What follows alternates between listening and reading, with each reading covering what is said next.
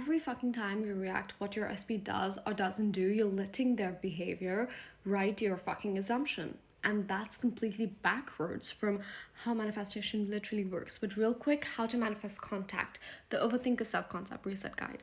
And I'm always enough self-concept guide alive now. You can go and check them in my bio. But here's what's happening when you're reacting to your specific person in real life, okay? For example, he doesn't text. You assume he's losing interest. Or he posts a story, you analyze who might be in that story, and he replies fast, and you feel fucking hopeful, and he replies slow, and you're like spiraling. And their behavior is completely ruining your internal state. Like he's literally driving your assumption to the positive or the negative, but you're not completely in control here. And trust me, I've been there, and it does feel like that. But let me come back to, in the law of assumption, that's the whole fucking problem. Because your assumption is supposed to be the cause. But here, their behavior is supposed to be the effect, okay? But you have completely flipped it over. And I'm not here to blame you because, girl, I've been there. It feels fucking horrible. And I've done all of this, okay?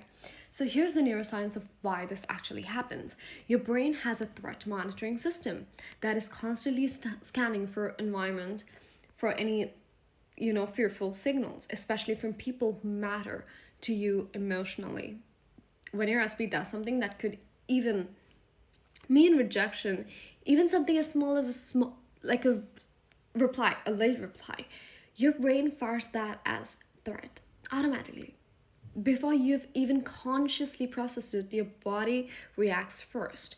The anxiety, the stomach drop, the urge to check, that's all happening below conscious choice, okay? So it's not weakness, it's literally biology, so I'm not gonna blame you for it, but you can interpret it, okay? You can interpret and interrupt it. That's the secret sauce. So the interruption is this: the second you notice you're reacting, you pause, take a breath, and then you consciously choose your assumption instead of accepting the one that his behavior is giving you, okay? He didn't reply. Okay, come back to yourself. Tell yourself, okay, he's busy, but obviously he's thinking about me. We're fine. He posted without texting. Say, he's living his life. So am I. I don't need him. He reaches out when the time is right. That's the fucking truth. He replied fast. Okay, that was important. It's happening in the 3D, and you don't need to let his good behavior, spike up your motivation about manifestation and like hopes about your manifestation, which you are manifesting, okay?